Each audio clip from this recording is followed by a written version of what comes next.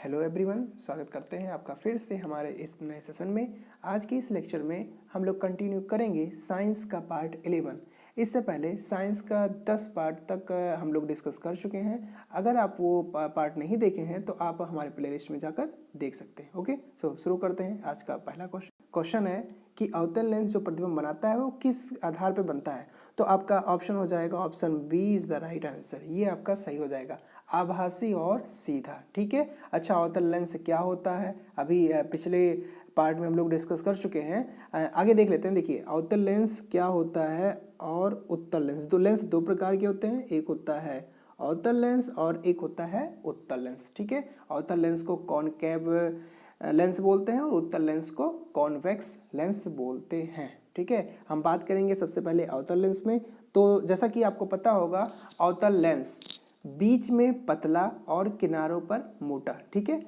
ऐसा लेंस जो बीच में पतला हो और किनारों पर मोटा हो वो लेंस अवतल लेंस कहलाता है। ठीक है। बिल्कुल विपरीत उत्तल लेंस में हम लोग बात करेंगे तो ये एक ऐसा लेंस होता है जो बीच में मोटा होता है और किनारों पर पतला होता है। ठीक है। दूसरा पॉइंट नोट करेंगे, अवतल लेंस को अपसारी लेंस भी कहते हैं। ठीक है। अवतल लेंस को क्या बोलते हैं? अपसारी लेंस भी बोलते हैं। वही बात करेंगे उत्तल लेंस को, तो उत्तल लेंस को अभिसारी लेंस कहते हैं। ठीक है।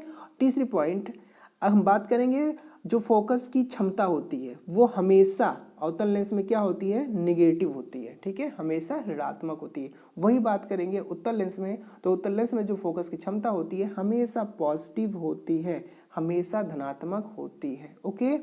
और अगर हम अवतल लेंस का बात करेंगे तो ये इसका यूज जो होता है निकट दृष्टि दोष के निवारण के रूप में किया जाता है। ठीक है। और वही उत्तल लेंस में बात करेंगे तो ये दूर दृष्टि दोष के निवारण के लिए किया जाता है। Okay, so clear. चलते हैं नेक्स्ट क्वेश्चन।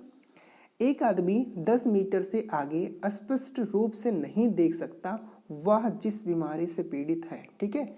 एक कोई आदमी है, वह 10 मीटर से आगे मतलब कि 10 मीटर से दूर नहीं देख पा रहा है, तो वो कौन सी बीमारी से पीड़ित है? आपके पास ऑप्शन है दूर दृष्टि दोष, निकट दृष्टि दोष, मोतियाबिंद या दीर्घ दृष्टि। तो आपका ऑप्शन आंसर हो जाएगा ऑप्शन बी, निकट दृष्टि दोष। ठीक है।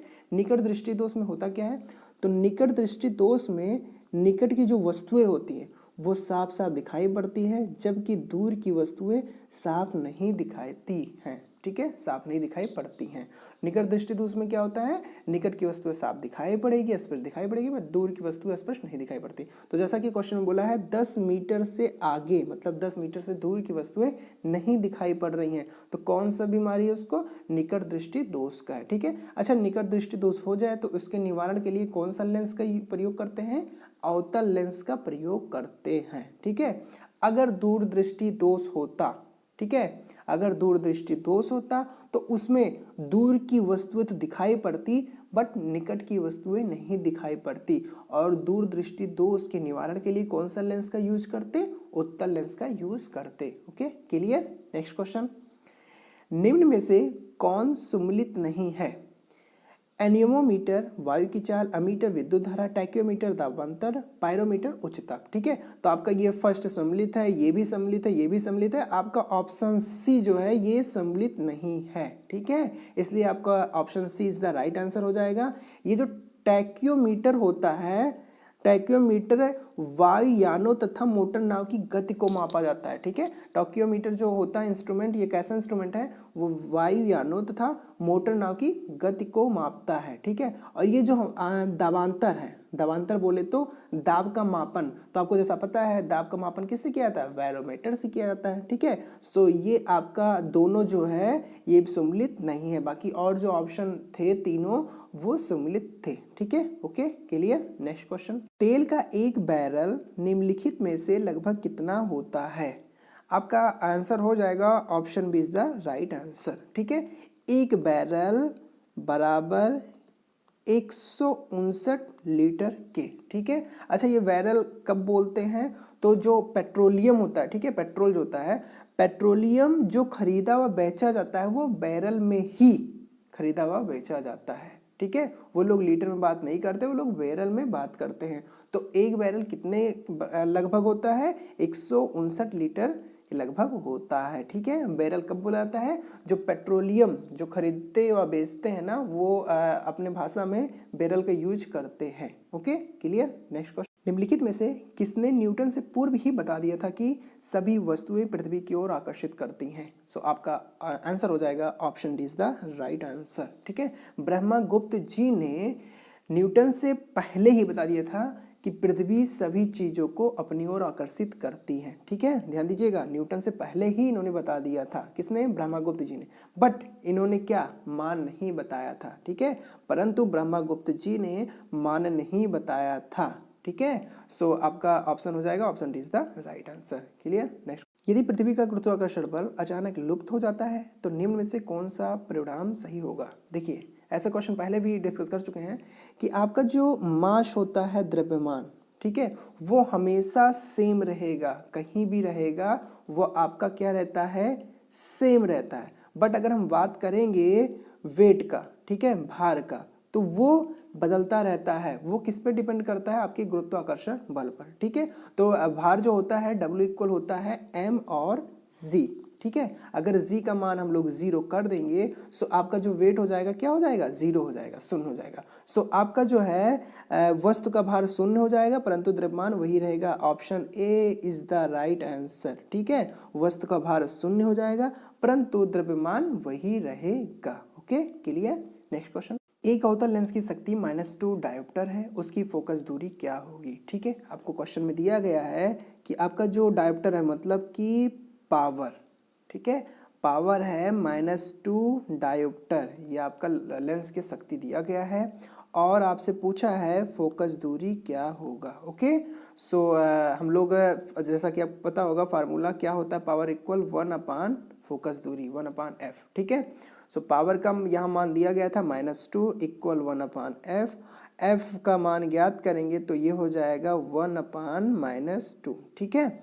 सो ये जो 1 है ये आपका मीटर में है, उसको सेंटीमीटर में चेंज करेंगे तो 100 सेंटीमीटर हो जाएगा, ठीक है। सो यहाँ पे हो जाएगा 100/2 मतलब कि हो जाएगा 50 और ये आएगा -50, ठीक है। क्यों? क्योंकि अवतल लेंस है, ठीक है, और यहाँ पे माइनस था तो -50 हो जाएगा आपका आंसर। सो यहाँ पे हो जाएगा ऑप्शन देखिए यहाँ पे ऑप्शन बी रहना चाहिए था, डी लिखा है गलती से, तो आपका option B is the right answer हो जाएगा, ठीक है। Option B is the right answer हो जाएगा -50 सेंटीमीटर, ठीक है, क्लियर।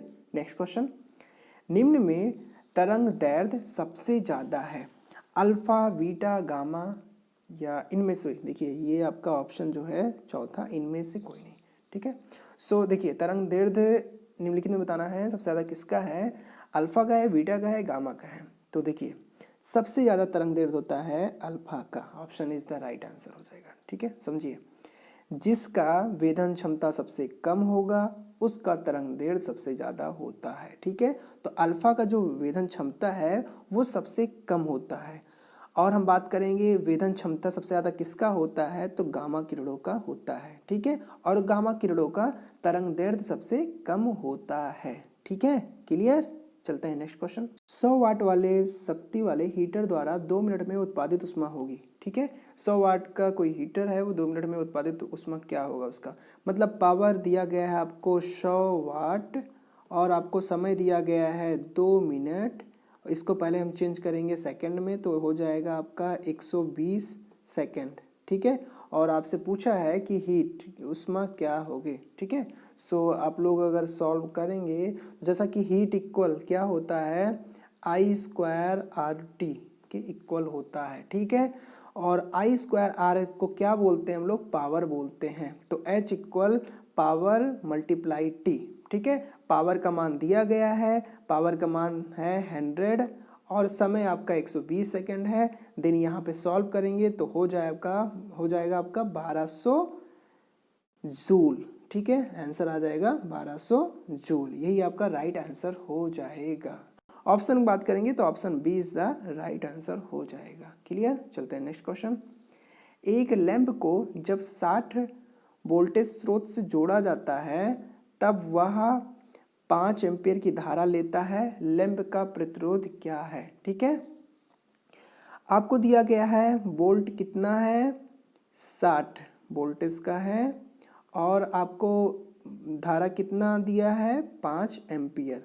ठीक है, सो आपको ज्ञात करना है रेजिस्टेंस, प्रतिरोध ज्ञात करना है। तो सीधे सीधे आप लगा देंगे ओम का नियम का formula, V equal I R होता है। ठीक है, हमको V का मान पता है, हमको I का मान पता है, हमको R का मान ज्ञात करना है। ठीक है, सो यहाँ पर अगर हम सॉल्व करेंगे तो आपका आंसर निकल के आएगा V इक्वल आई आर, तो आपका आंसर निकल के आएगा R इक्वल V अपान आई, और R इक्वल V का मान कितना है, 60 है, और I 5 है, तो ये कैंसिल आउट करने के बाद 12 आ रहा है। ठीक है, सो आपका आंसर हो जाएगा option B is the right answer, 12 ohm आएगा आंसर। Okay, clear.